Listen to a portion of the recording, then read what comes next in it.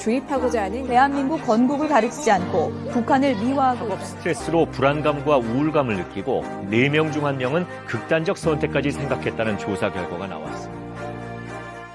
여러분, 지성이 중요한 게 아닙니다. 그게 진짜냐가 중요하지. 많은 지성이 중요한 게 아니다. 성경적인 지성이 중요한 것이다. 예수 그리스도의 이름으로 기도하는 영성을 가진 자가 이 세상을 이기고 구원할 수 있는 하나님의 일꾼이 될 수 있음을 여러분 믿으시기를 축복합니다. 우리는 교육을 뺏겼어요. 세상에 뺏겼어요. 사단에게 뺏겼어요. 하나님 교육의 본질을 우리가 다시 찾아오게 해주십시오.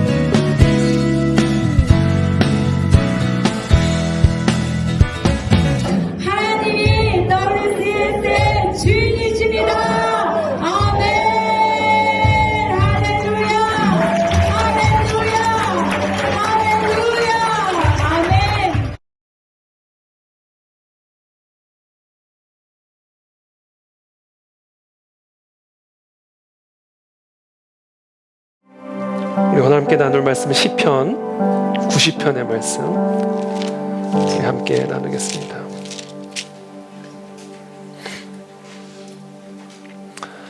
시편 90편 1절부터 17절까지 말씀, 저부터 한 절씩 교독하겠습니다. 저부터 읽겠습니다. 주여, 주는 대대 우리의 거처가 되셨나이다.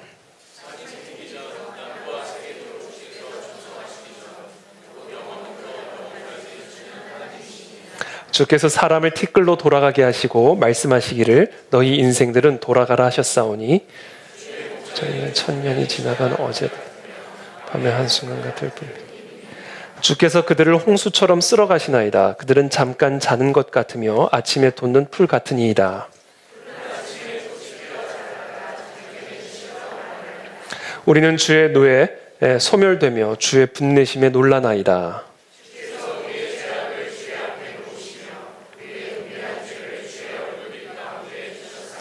우리의 모든 날이 주의 분노 중에 지나가며 우리의 평생이 순식간에 다하였나이다.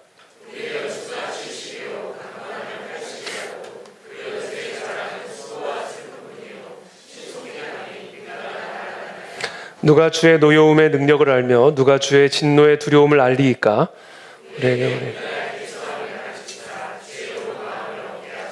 여호와여, 돌아오소서. 언제까지니까? 주의 종들을 불쌍히 여기소서.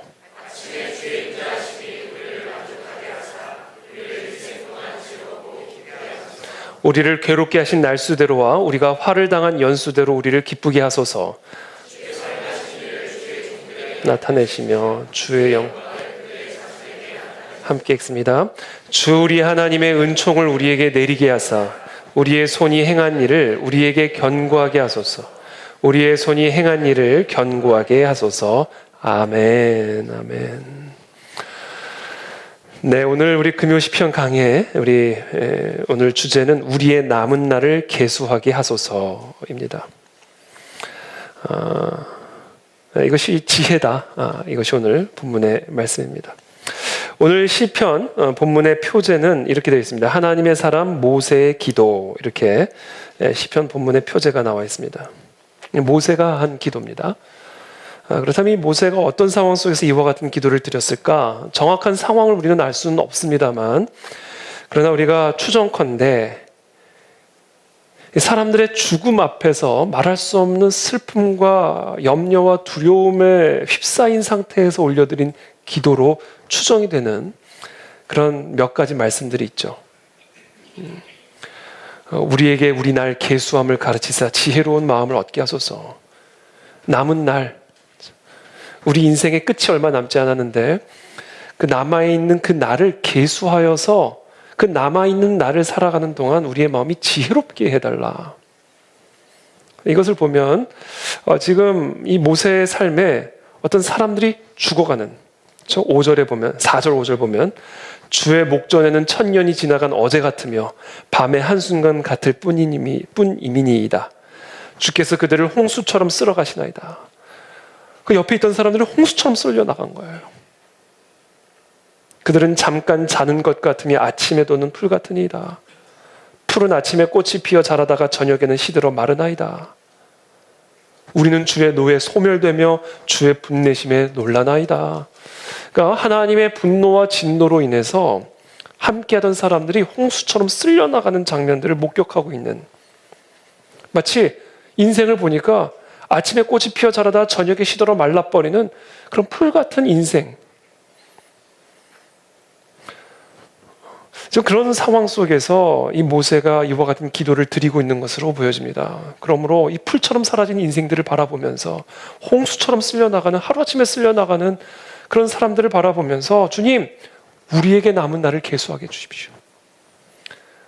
우리도 언젠가는 저렇게 홍수처럼 쓸려나갈 것인데, 우리도 언젠가는 저 마른 풀처럼 이 땅에 티끌이 되어 묻혀져 버릴 텐데, 하나님, 남은 날을 계수하여 지혜로운 마음을 갖고 이 남은 날을 살아가게 하여 주시옵소서. 이게 오늘 이 모세의 기도입니다. 그러므로 추정컨대 오늘 이 모세의 기도가 올려지는 이 모세의 상황은 아마도 모세가 이끌두고 있던 이스라엘 백성들 사이에 어마어마한 죽음, 하나님의 진노와 분노로 인해 홍수처럼 쓰러지는 사람들이, 어제까지만 해도 함께했던 사람들이 오늘 아침에 시들은 풀처럼 쓸려나가 광야에 묻히는 어떤 그런 상황 속에서 주체할 수 없는 슬픔과 두려움 속에서 쓴 그런 기도라고 추정이 되어집니다.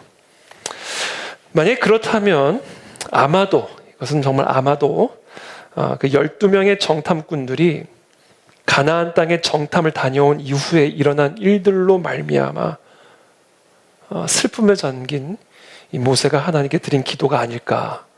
저는 한번 그렇게 추정을 하고 한번 오늘 본문 말씀을 묵상해 보았습니다. 우리가 너무나 잘 아는 사건이죠. 하나님께서 약속한 그 가나안 땅, 지금의 그 이스라엘 땅이죠. 그것을 성경에서는 가나안 땅이라고 부르는 겁니다. 자, 그 가나안 땅을 하나님이 약속하셨어요, 이스라엘 백성들에게. 근데 당시 그 이스라엘 땅은 이스라엘 백성들의 땅이 아니라 가나안 민족들의 땅이었어요. 들어가서 싸워서 정복을 해야 되는 전쟁터였습니다. 그 전쟁을 하기 전에 하나님은 모세를 통해서 명령하시죠. 이스라엘 백성들에게 12지파의 대표들을 뽑아다가 내가 너희에게 약속한 저 약속의 땅을 정탐하라. 하나님이 모세를 통해 12명의 정탐꾼을 가나안 땅에 들여보내죠. 그 12명의 정탐꾼에 여호수아와 갈렙이라고 하는 하나님의 마음에 합한 하나님의 사람들도 포함이 되어 있었습니다. 그 정탐을 하고 돌아온 12명의 정탐꾼 가운데 10명이 여호수아와 갈렙을 제외한 모든 정탐꾼들이 정말 좋은 땅이기는 한데 그 땅에는 어마어마한 덩치의 네피림이라고 하는 그런 거대한 민족들이 버티고 있기 때문에 그들과 전투를 벌여서 그 땅을 차지하려면 이건 우리는 불가능한 일이다. 그들의 덩치에 비하면 우리는 메뚜기다. 도무지 이것은 승산이 없는 전쟁이다. 라는 악평을 내놓기 시작합니다. 여러분, 언제나 긍정적인 의견과 부정적인 의견이 동시에 제시되면요, 사람들에게는 부정적인 의견이 훨씬 더 효과적으로 들어갑니다. 왜냐하면 두려움을 주거든요. 그래서 희망찬 의견과 두려움을 주는 의견이 동시에 보고가 되면요, 10대 2로 이겨요. 이게 영적 원리를 보여주는 겁니다. 12명의 정탐꾼 가운데 2명만 그 땅은 하나님이 주신 땅이니까 들어가야 됩니다. 아닙니다. 들어가면 다 죽습니다. 모든 이스라엘 백성들이 10명 정탐꾼의 말을 따라갑니다. 그러면서 모세를 원망하기 시작하고 하나님을 원망하기 시작합니다. 그때 하나님이 분노와 진노에 차죠. 그러면서 뭐라고 말씀하시냐면 민수기 14장 22절에 이렇게 기록합니다. 내 영광과 애굽과 광야에서 행한 내 이적을 보고서도 이같이 10번이나 나를 시험하고 내 목소리를 청종하지 아니한 그 사람들은 내가 그들의 조상들에게 맹세한 땅을 결단코 보지 못할 것이요 또 나를 멸시하는 사람은 한 사람도 그것을 보지 못하리라. 하나님이 멸시를 느낀 거예요. 하나님이 분명히 약속하신 땅임에도 불구하고 그 땅에 들어가서 보고는 인간의 소견대로, 하나님의 약속대로가 아니라 인간의 소견에 보기에 좋은 대로 판단을 하고는 백성들을 선동하여 들어가면 죽는다라고 모든 사람들을 세뇌시켜버린 거예요. 그 일이 하나님을 엄청나게 화나게 만드셨습니다. 그래서 말씀하신 거예요. 나의 능력을 이렇게 체험하고도 내 목소리를 청종하지 아니하고 자신의 보기에 좋은 대로 행한 그들은 결단코 그 땅에 들어가지 못하리라. 나를 멸시하는 사람은 한 사람도 그것을 보지 못하리라 말씀하신 거예요. 그러면서 민수기 14장 35절에서 이렇게 말씀하십니다. 나 여호와가 말하였거니와 모여 나를 거역하는 이 악한 온 회중에게 내가 반드시 이같이 행하리니 그들이 이 광야에서 소멸되어 거기서 죽으리라. 나를 거역하는, 자신의 소견에 보기에 좋은 대로 행함으로써 나의 약속과 명령을 거역하는 이 악한 회중을 광야에서 다 멸절시키고 죽이리라. 하나님이 분노에 차 진노와 노여움으로 가득하여 출애굽한 1세대들을, 그 어마어마한 인구죠. 출애굽 1세대니까 그 1세대들을 다 광야에서 죽이십니다. 심판하셔서 광야에 다 묻히게 만들어버려요. 그것을 바라보는 모세가 얼마나 고통스러웠을까. 여러분, 제가 모세 입장에 서면요, 얼마나 고통스러웠을까. 같이 출애굽을 하고 같이 광야를 걸으며 하나님이 역사하신 것들을 함께 기뻐했다가 함께 슬퍼했다가, 애증의 관계죠. 애증의 관계. 근데 그 애증의 관계 속에서 얼마나 많은 정이 들었을 것이며 서로 사랑했을 것이며, 그리고 모세는 진심으로 이들을 사랑함으로 하나님의 약속의 땅으로 인도하기 위해 신실하게 이끌었던 하나님의 종이죠. 하나님이 칭찬하시잖아요. 이렇게 온유한 사람 없다.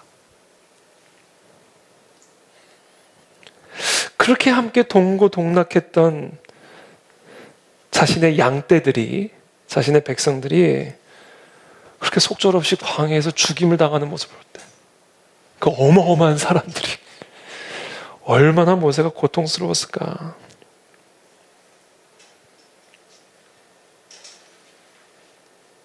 남녀노소를 불문하고 무수한 사람들을 광야에 매장해야 했기 때문에 모세는 날마다 많은 장례식을 치렀을 겁니다. 매일이 장례식이었을 거예요. 매일.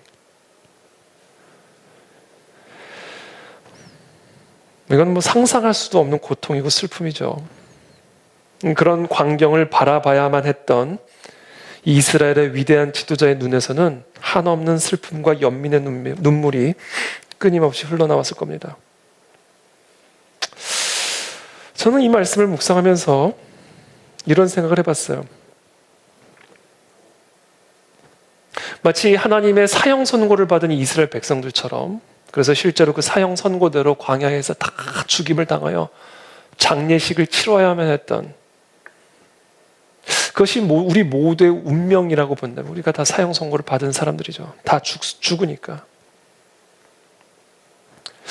우리 모두가 젊어서든 늙어서든 무덤으로 갈 수밖에 없는 운명이라는 것을 생각할 때 반드시 이 광야에서 티끌이 되어 땅에 묻혀버릴 수밖에 없는 존재라는 것을 우리가 생각할 때 우리가 드릴 수 있는 가장 지혜로운 기도는 어떤 기도일까?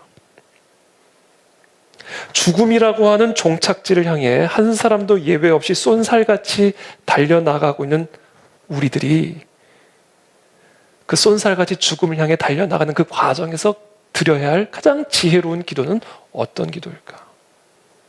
저는 이 기도를 우리 모두가 배우기를 축복합니다. 왜냐하면 우리 모두가 다 죽기 때문에 그렇습니다. 젊어서 죽든 늙어서 죽든 올해 죽든 내년에 죽든 10년 후에 죽든 30년 후에 죽든 아니면 50년 후에 죽든 우리는 다 죽기 때문에 그 죽음을 향해 예외 없이 달려나가고 있는 우리들이 그 죽음을 향해 가는 그 과정에서 합당히 드려야 할 기도는 어떤 기도일까? 우리는 어떤 기도를 드리며 살아야 될까? 오늘 이 질문에 대한 답변을 오늘 드릴 텐데 여러분 그 답변에 비추어 우리의 기도를 조정하시길 바랍니다. 정말 우리가 죽음을 향해 달려나가는 그런 삶의 과정에서 아무 상관없는 기도를 드리고 있지는 않은가? 아무 의미 없는 기도를 드리고 있는 것은 아닌가? 지금 죽으러 가는데 다 죽으러 가는데 그것을 망각하고 그것과는 아무런 상관없는 기도를 드리고 있지는 않은가? 그건 어리석은 기도다.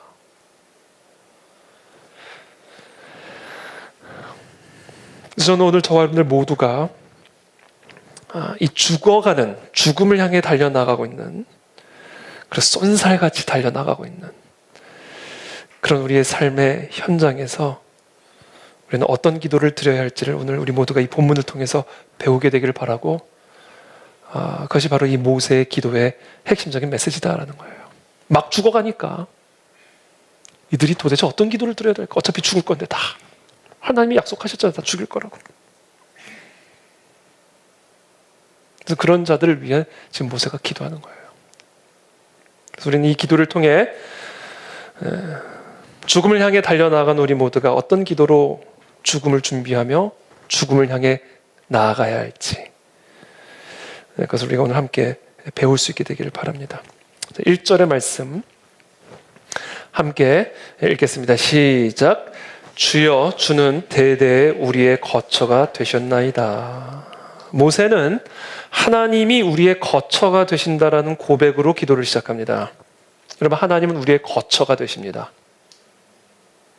저와 여러분들의 집이 얼마나 좋든지 간에 그것은 우리의 거처가 아닙니다. 하나님이 우리의 거처예요. 이게 죽음을 향해 쏜살같이 나아가고 있는 저와 여러분들이 마땅히 기억해야 할 진리입니다. 오늘 모세는 우리의 거처가 되시는 하나님을 찬양함으로 기도를 시작합니다. 죽음을 앞두고 있는, 죽음을 향해 나아가고 있는 우리 모두가 오늘 마땅히 드려야 할 기도는 우리의 영원한 거처가 되시는 하나님을 찬양하면서 살아가는 거예요. 하나님이 나의 거처이십니다를 찬양하며 살아가는 거예요. 여러분 우리가 영원히 거할 곳은 이 땅이 아니라 영원한 하나님의 나라, 하나님의 품입니다. 하나님의 품이 우리가 영원히 거할 거처입니다. 이 관점을 우리가 계속해서 회복하고 키워가고 확대시켜 나가야 됩니다. 더 선명해져야 돼요. 시간이 지나가면 갈수록 내가 살고 있는 이 육의 집에 더 집착을 하고 이 땅의 거처에 더 집착을 하는 것은 너무너무나 어리석은 사람이에요.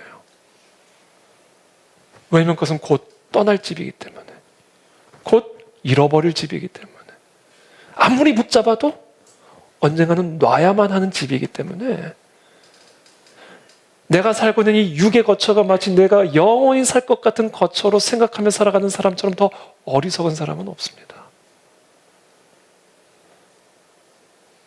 우리의 집은 이 땅의 집이 아니라 하나님의 품이라는 사실을 그렇게 바라보는 저와 여러분들의 관점이 더 선명해지게 되기를 예수님의 이름으로 축복합니다.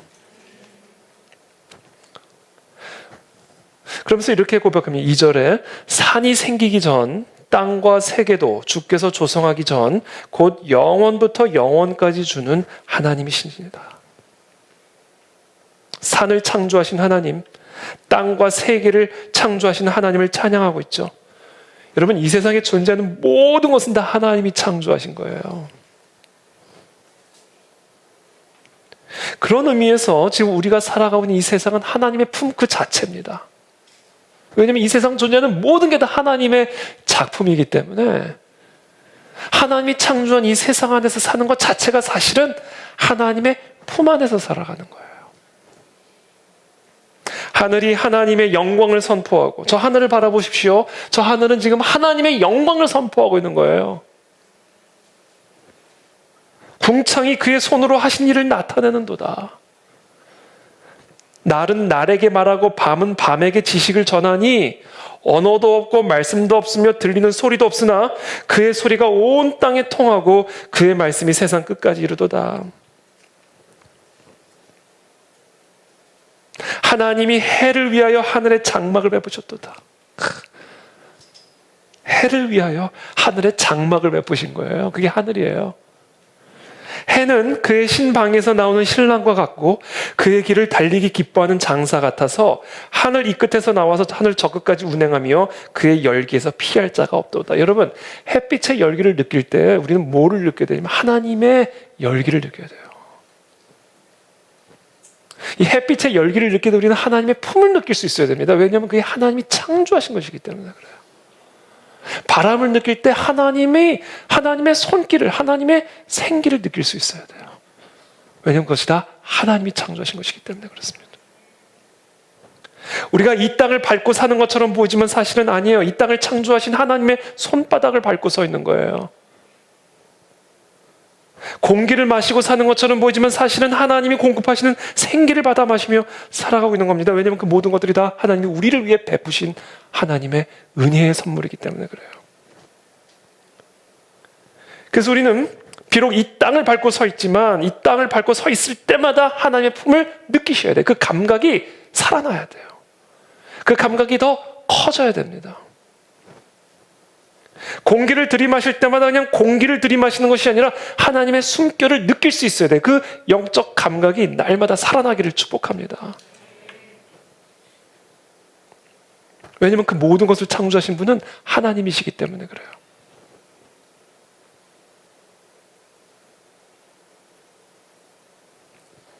(3절에) 주께서 사람을 티끌로 돌아가게 하시고 말씀하시기를 너희 인생들은 돌아가라 하셨사오니. 근데 그런 하나님께서, 그렇게 우리를 위해서 모든 것을 베푸신 여호와 하나님께서, 우리의 영원한 품이 되시고 우리의 영원한 거처가 되신 그 하나님께서 사람을 향하여 명령하신 거예요. 약속의 땅으로 들어오지 못할 것이고 너희는 다 광야에서 멸절당할 것이다. 사람을 티끌로 돌아가게 하셨고 말씀하시기를 너희 인생들은 돌아가라. 흙에서부터 왔으니 흙으로 돌아가라. 그렇게 명령하신 겁니다. 인간을 향하여 사망을 명령하신 거예요. 그래서 우리가 다 죽는 겁니다. 하나님이 그렇게 명령하셨기 때문에 죽는 거예요. 4절부터 말씀하십니다. 주의 목전에는 천년이 지나간 어제 같으며 밤의 한순간 같을 뿐이니이다. 주께서 그들을 홍수처럼 쓸어가시나이다. 그들은 잠깐 자는 것 같으며 아침에 돋는 풀 같으니이다. 풀은 아침에 꽃이 피어 자라다가 저녁에는 시들어 마르나이다. 하나님의 눈에는요, 천년이 지난 밤 같은 한순간에 불과해요. 그러니 이 인간의 삶, 얼마나 하나님의 보기엔 짧은 겁니까? 홍수처럼 쓸어가시고 잠깐 자는 것처럼 우리 인생이 떠나가는 것이고 아침에 돋은 풀이 저녁에 시들어버리는 것처럼 우리 인생이 그렇게 살다 죽어버린다는, 그렇게 명령하신 거예요. 우리 인생을 향하여. 그렇다면 하나님은 도대체 왜 그런 명령을 내리셨는가? 그래서 왜 이 모든 백성들이 아침에 폈다 저녁에 시들어버리는 풀처럼 살다 죽어버리게 만드셨는가? 그것도 찰나와 같이. 진짜 찰나와 같은 것 같아요. 그렇죠? 안 그러세요? 진짜 찰나 같아요. 근데 제가 어제 기분 좋은 소리를 들었어요. 제가 30대라고 생각을 했대요. 30대. 그래서 얘기를 하셨대요. 30대 아니야, 40대야. 그랬대요. 그랬더니 근데 왜 어떻게 주름이 하나도 없어? 그 얘기를 하는데 제가 기분이 좋은 게 아니라 기분이 좀 나빴어요. 주름이 있어야 될 나이인가 내가 지금? 이 얘기 생각한 거야. 난 주름이라는 거는 상상도 안 해봤거든. 제 얼굴에. 이제 내 나이대가 되면 주름이 생겨야 되는 나이구나. 그게 좀 별로 기분이 안 좋게 느껴졌어요. 난 지금 제 마음은 지금 20대 같은 마음인데 몸은 주름이 생기고 있구나. 내 마음과는 상관없이. 제가 오늘 영상을 하나 봤는데 제가 오래전에 봤던 영상인데 제가 오늘 설교를 준비하다가 그 영상을 한번 틀어드리면 어떨까 싶어가지고 봤다가 좀 예배 때 보여드리기 좀 적합하지 않은 것 같아서 제가 보여드리지는 않겠지만 설명을 드리면 그거예요. 산부인과에서 한 엄마가 아이를 출산합니다. 아이가 근데 영상을 봤는데 팡 튀어, 마치 그 대포에서 대포알 나가듯이 팡 튕겨 나가는 거예요. 그래서 이 아이가 슈퍼맨처럼 쫙 하늘로 날아갑니다. 쏜살같이 총알처럼. 엄마 뱃속에서 딱 나오자마자 정말 총알처럼 하늘 향해 날아가는데 그 날아가면서 속도가 계속 가속력이 붙는데 이 갓난아기가 갑자기 손발이 커지고 계속 속력이 붙는데 키가 자라고 계속 속력이 붙는데 갑자기 이빨이 빠지기 시작하고 머리가 벗겨지기 시작하고 그리고 도착을 하는데 그냥 무덤 속으로 들어가 버리는 거예요. 그러면서 뭐라고 그러는지 아세요? Life is short. Play more. 플레이스테이션 광고 영상이었습니다. 인생은 짧으니까 더 놀라는 거예요.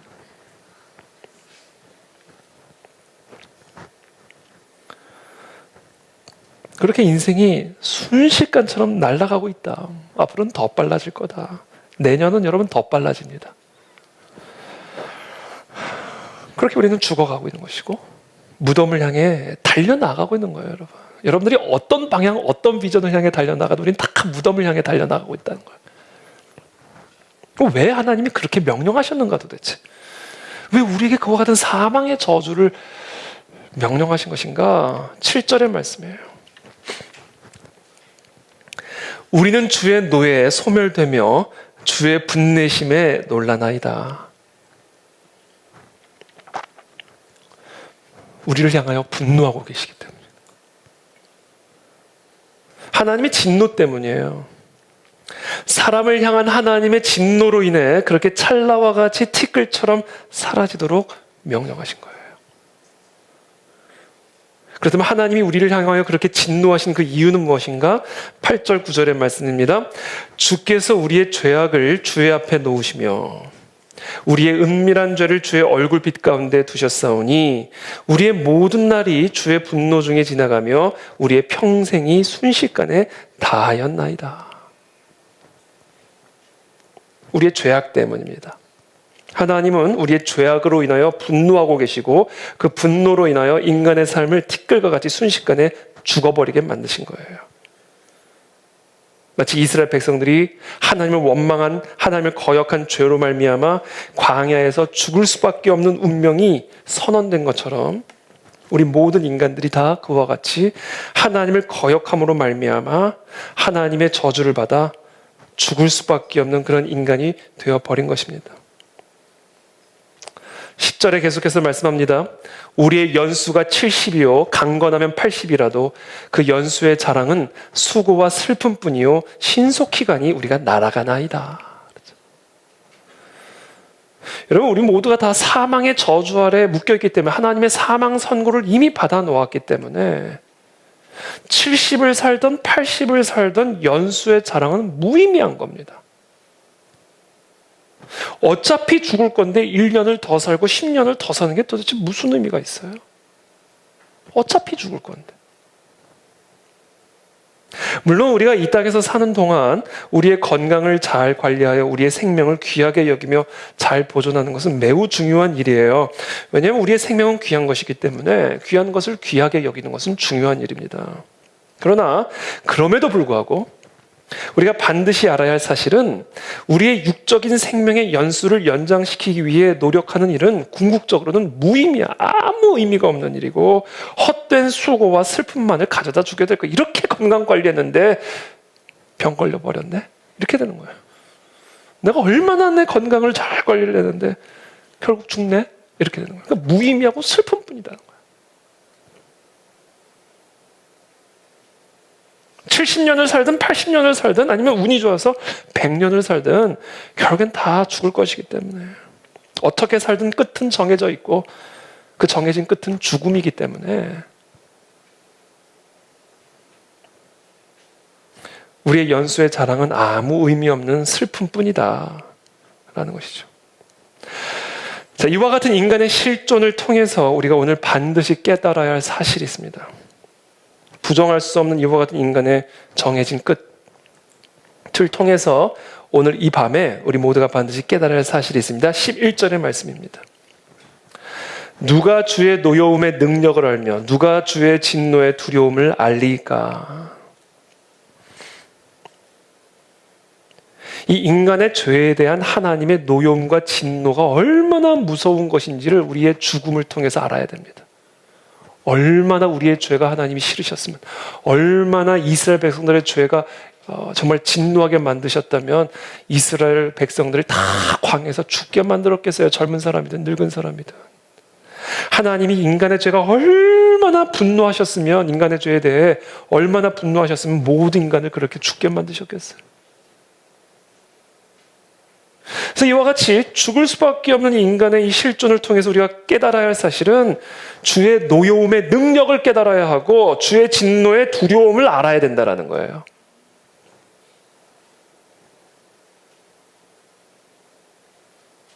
여러분, 저와 여러분들의 주변에서 사람들이 죽죠?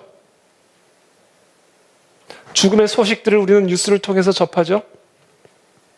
그와 같은 죽음의 소식들을 들을 때마다 우리는 무엇을 알아야 되냐면 주의 노여움의 능력을 알아야 되고 진노의 두려움을 알아야 돼요. 이게 죽음을 통해서 우리가 깨달아야 할 지혜입니다.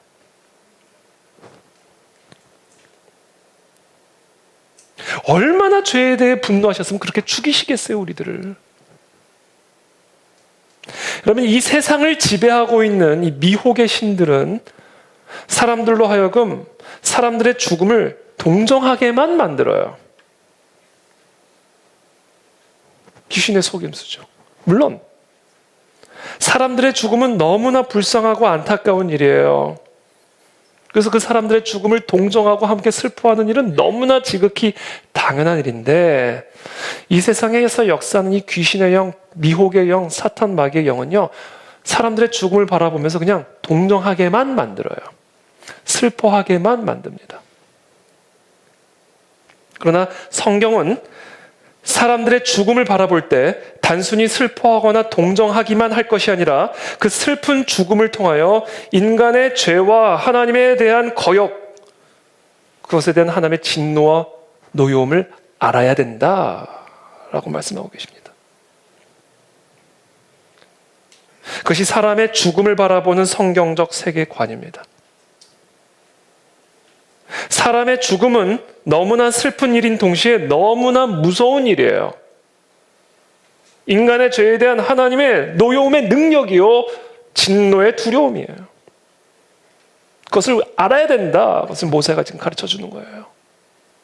이게 다 하나님의 명령을 거역하여 이렇게 된 것이다. 그러면 이들의 죽음을 바라보면서 그냥 슬퍼할 것만이 아니라 하나님에게 거역하는 게 얼마나 무서운 일인지를 알아야 된다.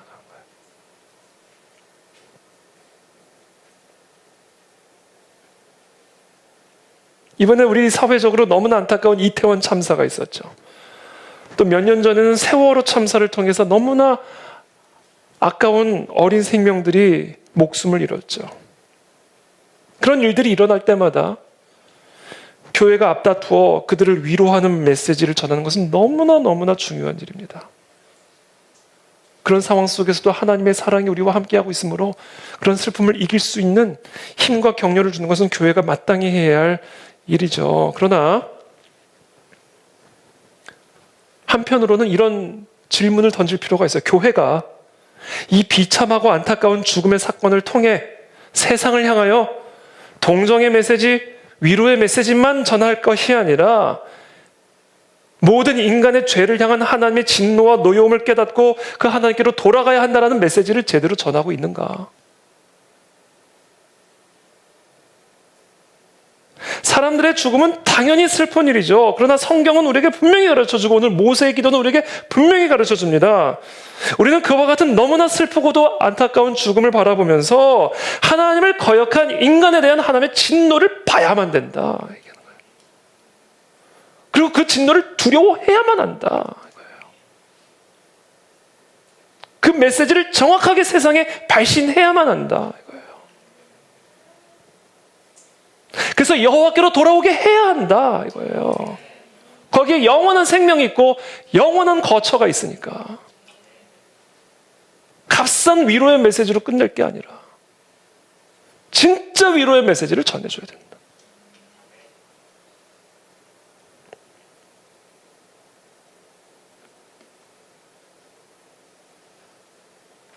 하나님에 대한 거역이 얼마나 무서운 일인지, 하나님을 두려워하지 않는 마음이 얼마나 무서운 죄인지를 이 인간의 비참한 죽음을 통해서 봐야 된다라는 거예요.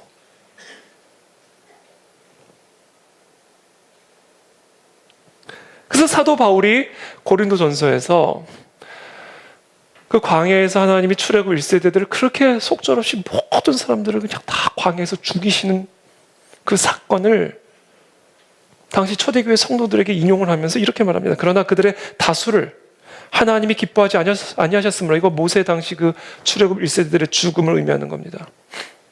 그들의 다수를 하나님이 기뻐하지 아니하셨으므로 그들이 광야에서 멸망을 받았느니라. 자, 이러한 일은 그냥 일어난 일이 아니라 우리의 본보기가 되어 우리로 하여금 그들이 악을 즐겨하는 것 같이 즐겨하는 자가 되지 않게 하려 함이니.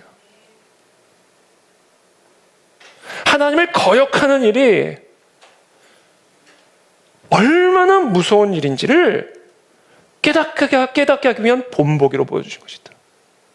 그래서 여러분, 저와 여러분들은요, 이 땅에서 일어나는 너무나 안타까운 죽음들, 희생들, 가슴 아프고 너무나 슬픈 일이지만 동시에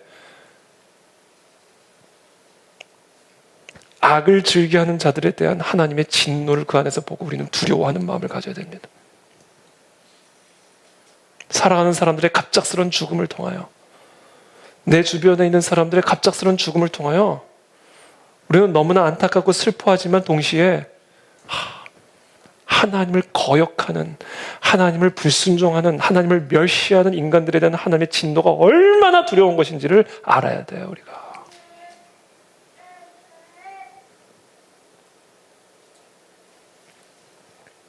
계속해서 말합니다. 그들에게 일어난 이런 일은 본보기가 되고 또한 말세를 만난 우리를 깨우치기 위하여 기록되었느니라.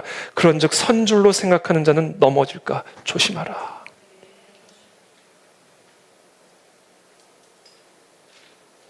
그래서 모세는 계속해서 12절에 이렇게 기도합니다. 우리에게 우리날 계수함을 가르치사 지혜로운 마음을 얻게 하소서. 지혜로운 마음. 우리에게 남은 날을 계수하게 하셔서 하나님을 거역하는 것이 얼마나 무섭고 두려운 인지를 깨닫는 지혜로운 마음을 주시고, 그래서 하나님의 생명을 누리는 하나님의 백성이 되게 하여 주시옵소서. 이게 모세의 기도입니다.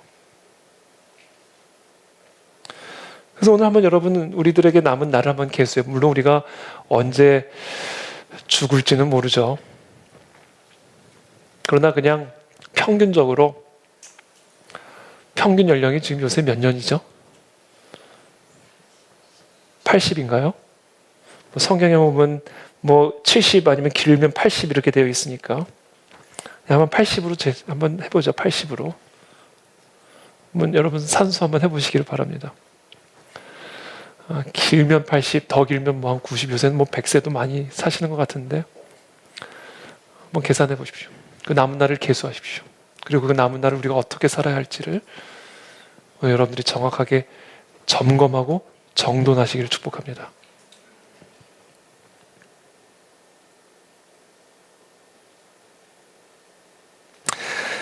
계속해서 그렇다면 우리가 이렇게 우리에게 남은 날을 계수한다면 과연 우리가 어떻게 사는 것이 지혜롭게 사는 것일까? 계속해서 구체적으로 이야기를 합니다. 13절의 말씀 함께 읽겠습니다. 시작.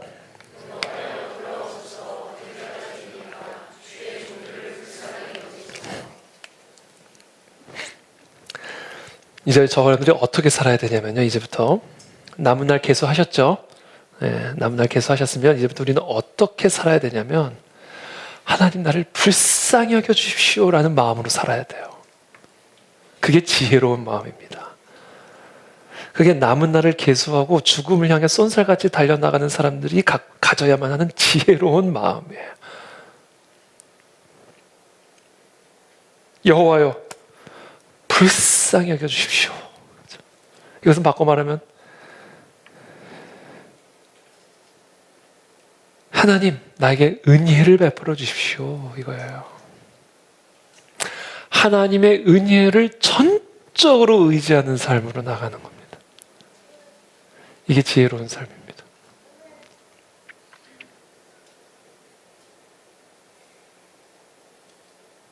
우리의 모든 삶과 생명이, 우리의 삶의 모든 화와 복이 오직 하나님 한 분에게만 달려 있어요.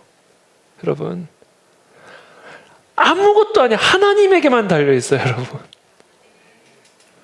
왜냐하면 하나님 모든 것을 창조하시고 모든 것을 다스리시는 유일한 만군의 여호와 하나님이시기 때문에 우리의 모든 생사와 화복이 오직 하나님 한 분에게만 달려있다고요. 그러니까 남은 날을 계수하셨다면 이제 어떻게 사는 게 지혜로운 사람이냐면 하나님을 더 이상 거역하지 않고 그 하나님을 더 이상 멸시하지 않고 그 하나님을 더 이상 부정하지 않고 전적으로 그 하나님을 의지하는 삶으로 나가는 거예요.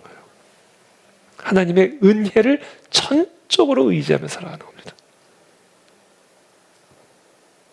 그게 남은 날을 계수한 사람이 살아가는 지혜로운 방식이에요.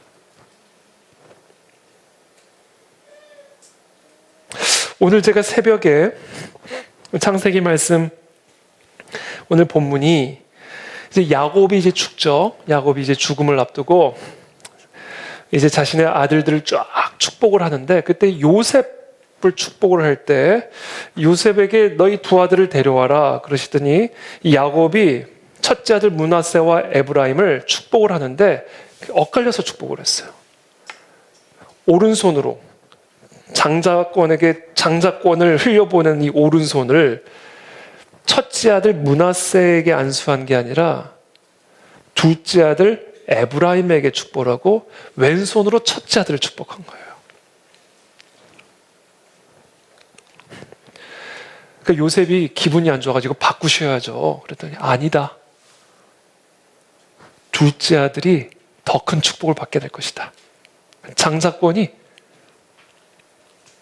장자에게 주어지는 축복이 차남에게 에브라임에게 흘러가게 되는 것이죠. 제가 오늘 새벽에 어떤 말씀을 나눴냐면 도대체 왜 그렇게 하셨을까? 왜 하나님이 첫째 아들을 축복하지 않으시고 왜 둘째 아들을 첫째 아들에게 주어져야 될 복을 주셨을까? 그 이유가 뭘까?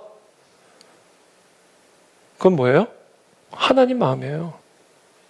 다른 이유를 기록하지 않아요. 뭐 므낫세가 조금 덜 착하고 에브라임이 더 착해서 전혀 그 이유를 설명하지 않아요. 그냥 그렇게 하신 거예요. 이게 뭐예요? 하나님 마음이에요. 하나님의 주권이라고요. 누구를 축복하고 누구를 축복하는 건 다 하나님의 주권이에요. 이게 무슨 얘기예요? 다 하나님에게 달린 거예요.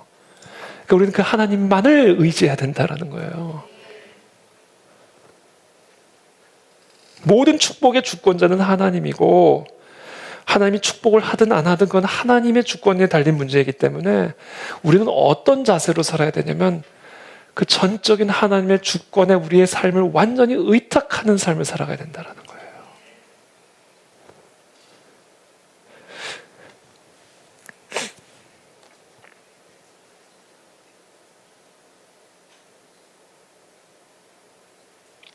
로마서에서 사도 바울이 이런 말씀을 합니다. 리브가가 우리 조상 이삭 한 사람으로 말미암아 임신하였는데, 그렇죠? 이삭으로 말미암아 리브가가 임신을 하죠. 그 자식들이 아직 나지도 아니하고 그 자식들이 무슨 선이나 악을 행하지도 아니한 때에 그냥 하나님의 택하심을 따라 큰 자가 작은 자를 섬기리라 말씀하신 거예요. 큰 아들 에서가 둘째 아들 야곱을 섬기리라. 이것은 뭐냐? 무엇을 가르쳐 주는 건? 이것은 부르시는 이로 말미암아 모든 일들이 이루어진다라는 것을 가르쳐 준다는 거예요. 그러면서 기록된 바 내가 야곱은 사랑하고 에서는 미워하였다 하심과 같으니라. 그런즉 우리가 무슨 말을 하리요? 하나님께 불의가 있느냐? 그럴 수 없느니라. 모세에게 이르시되 내가 긍휼히 여길 자를 긍휼히 여기고 불쌍히 여길 자를 불쌍히 여기리라 하셨으니 그런즉 원하는 자로 말미암음도 아니요 다른 박질하는 자로 말미암음도 아니요 오직 긍휼히 여기시는 하나님으로 말미암음이니라. 모든 게 하나님의 주권이에요.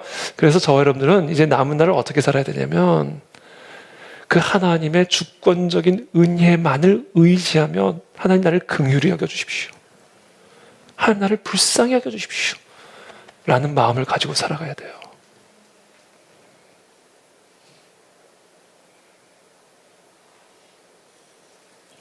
여러분 그 마음을 여러분들 꼭 기억하게 되기를 바랍니다.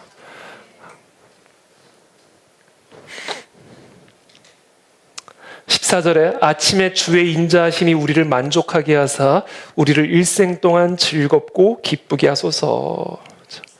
여러분 결국 우리를 만족하게 하는 거, 우리를 일생 동안 즐겁고 기쁘게 하는 거는요, 우리를 향하신 하나님의 인자, 은혜예요.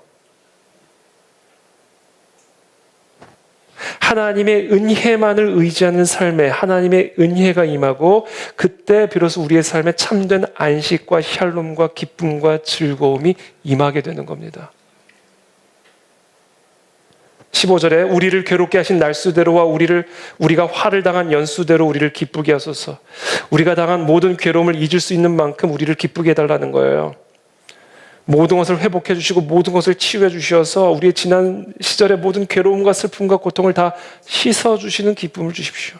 어떻게 그와 같은 기쁨이 우리에게 주어지는가? 하나님의 인자하심과 은혜가 우리 가운데 부어질 때 그런 기쁨과 즐거움이 임하게 된다는 거예요. 그러므로 오늘 이 밤에 저와 여러분들이 해야 될 일은 그냥 하나님의 은혜에 전적으로 모든 것을 의탁하십시오. 그래서 오늘 저와 여러분들의 기도는 하나님 나를 불쌍히 여겨주십시오. 하나님 우리를 불쌍히 여겨주십시오. 하나님 나를 불쌍히 여겨주시지 않으시면 나에겐 소망이 없습니다. 나 같은 죄인, 하나님을 거역하고 하나님을 부정하고 하나님을 멸시하여 하나님의 진노를 받아 죽어 마땅한 나 같은 죄인을 하나님 불쌍히 여겨주셔서 긍휼을 베풀어 주십시오. 그렇게만 나아가면 하나님 우리에게 영원한 생명을 주십니다. 즐거움을 주시고 기쁨을 주시고 소망을 주십니다. 모든 것이 정말 모든 것이 하나님의 주권적인 은혜에 달려있음을 믿고 온전히 전적으로 하나님의 은혜만을 의지하세요. 그 의지하는 마음이 남은 날을 계수한 사람 안에 있을 수 있는 지혜로운 마음이에요.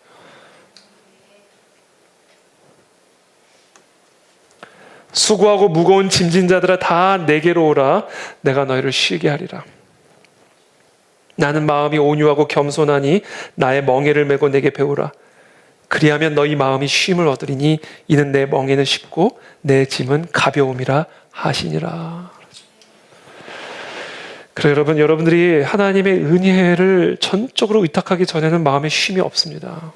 그래서 여러분 제가 여러분 오늘 이 시간 권면하고 축복하고 싶은 것은 그냥 하나님의 은혜에 다 맡기십시오. 그래야 우리의 마음에 평안이 들어오고 기쁨이 들어옵니다. 16절에 주께서 행하신 일을 주의 종들에게 나타내시며 주의 영광을 그들의 자손에게 나타내소서. 주 우리 하나님의 은총을 우리에게 내리게 하사 우리의 손이 행한 일을 우리에게 견고하게 하소서. 우리의 손이 행한 일을 견고하게 하소서. 그렇죠. 여러분, 이 하나님의 저주와 심판의 가장 중요한 결과, 이 사망의 가장 중요한 결과는 허무함이에요. 제가 항상 이야기하죠. 죽음은 곱하기 0과 같다. 아무리 앞에 대단한 숫자가 있어도 죽는 순간 곱하기 0이에요. 허무함이죠. 제가 오늘 뉴스를 보는데 오늘 그 사우디아라비아의 왕세자인 빈 살만이라고 하는 37살 된 왕세자가 한국을 방문했더라고요. 근데 그러니까 이분이 우리나라의 최고 기업의 총수들과 만났는데 이분의 재산을 제가 봤어요. 이분의 재산을 2조 달러.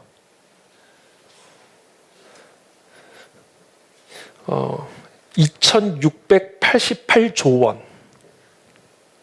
별로 놀라시지는 않으시는데 37살 된 이분의 재산이 2688조 원이고 이것은 추정치예요. 추정치.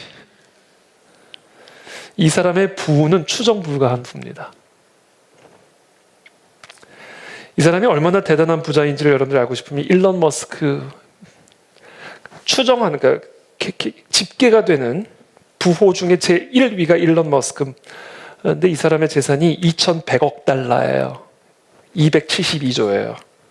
근데 이 빈살만은 2688조 원이에요. 그럼 뭐예요? 다 죽는데. 아니, 그럼 뭐예요? 죽는데, 어차피. 곱하기 0이라니까요, 죽음은. 하나도 안 부러워요. 조금은 부러워요, 조금은. 근데 어차피 죽는데. 절대로 여러분 부러워하지 마세요. 하나님의 은혜를 아는 게 최고입니다, 여러분. 그래야만 견고하게 서요. 하나님의 은혜가 없는 삶에는요, 2688조 원이 아니라 무슨 뭐 어마어마한 돈이어도 견고히 서지를 못해요. 돈은 있죠. 내가 죽는데 뭐 무슨 상관이에요.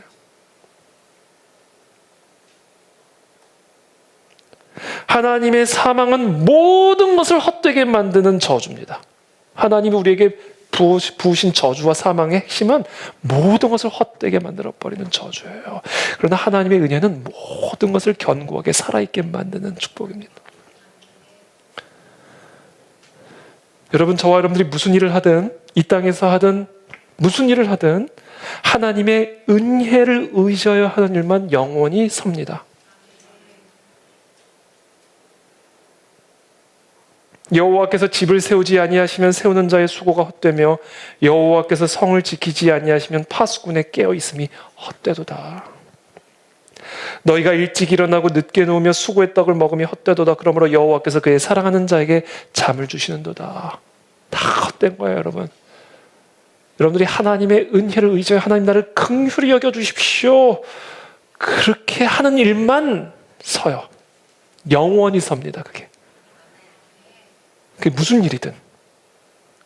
하나님의 나라의 영원한 가치로 남아요.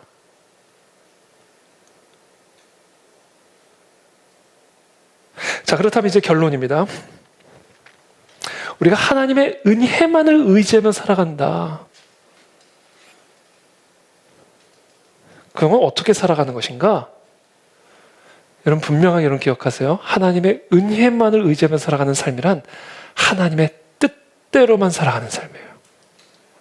그게 하나님의 은혜만을 의지하는 삶입니다. 모든 게 하나님에게 달려있기 때문에 그 하나님의 은혜만을 의지하며 살아가는 사람은요, 하나님의 뜻만을 구하고 그 뜻만을 따라갑니다. 그게 하나님의 은혜를 의지하는 사람이에요. 그리고 그 사람만이 영원한 열매를 맺을 수가 있어요.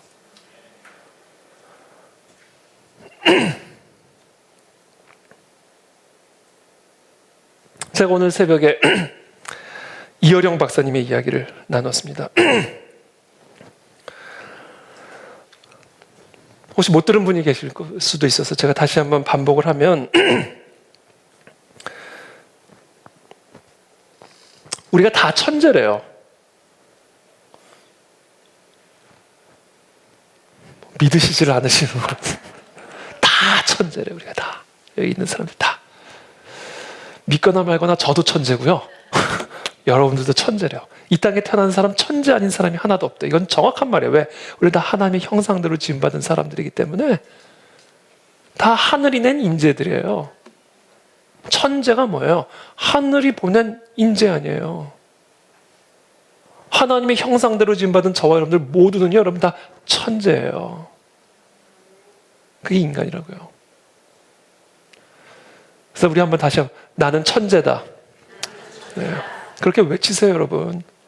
나는 초인이고 천하무적이다. 제가 요새 계속 주일마다 얘기하잖아요. 제가 그러고 다닌다니까요, 요새. 나는 천재다. 나는 천재다.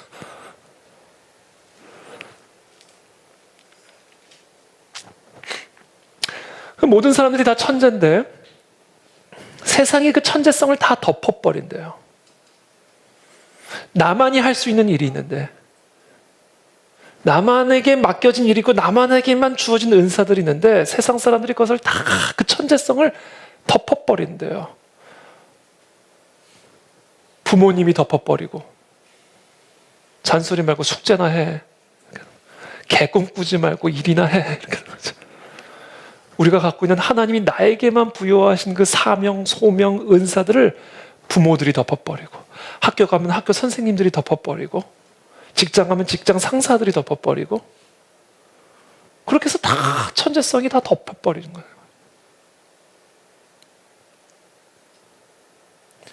그러면서 이현영 박사님이 뭐라고 말씀하시냐면 365명이 다 같은 한 방향으로 뛰게 되면 거기서부터 1등부터 365등까지 서열이 매겨진다라는 거예요.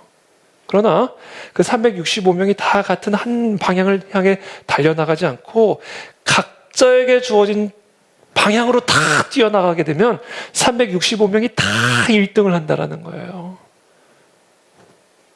하나님은 우리 모두에게 그와 같은 뜻이 있고, 우리 각자 한 사람도 예외 없이 그냥 보낸 사람이 없는데, 우리 모두가 다 하나님의 뜻과는 상관없이 세상이 가는 방향 다 따라가고 사람이 말하는 방향 다 따라간다는 거예요. 각자의 소견에 오른 대로 하나님의 뜻과는 상관없이. 그러다 보니까 하나님이 우리에게 부여하신 천재성들이 다 덮여져 버린다는 겁니다. 물론 이건 제 해석이에요. 이어령 박사님이 그런 얘기를 한 건 아니지만 제가 그 이어령 박사님의 이야기를 들으면서 내린 결론이에요. 그래서 제가 오늘 천재가 누군가 제가 정의를 내려드릴게요. 이건 이어령 박사님이 한 얘기가 제 얘기니까 다른 사람한테 할 때 이태 목사가 얘기했다고 얘기하셨어요. 농담이고요. 천재의 정의를 말씀해요. 천재란 하나님의 뜻대로 하는 사람이에요. 그 사람이 천재입니다, 여러분. 왜냐하면 하나님의 뜻대로 하면 하나님의 은혜가 임할 거거든요. 하나님의 은혜를 가진 사람을 누가 이겨요? 여러분. 하나님의 은혜, 전능하신 하나님의 은혜가 함께하는 그 팔을 어떤 팔이 이깁니까? 그러니까 그 사람은 천재가 되는 거예요. 그래서 오늘 시간 여러분들 축복합니다.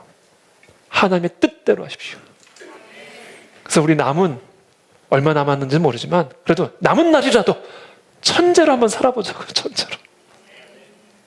하나님의 은혜가 나의 팔과 함께하고, 하나님의 은혜가 내 심장과 함께하고, 하나님의 은혜가 내 머리와 함께하고, 하나님의 은혜가 내 입술과 함께해서 얼마 남아있는지 모르지만 이 남아있는 시간 동안이라도 영원히 세워지는 그 일을 위해 살다 가자는 거죠.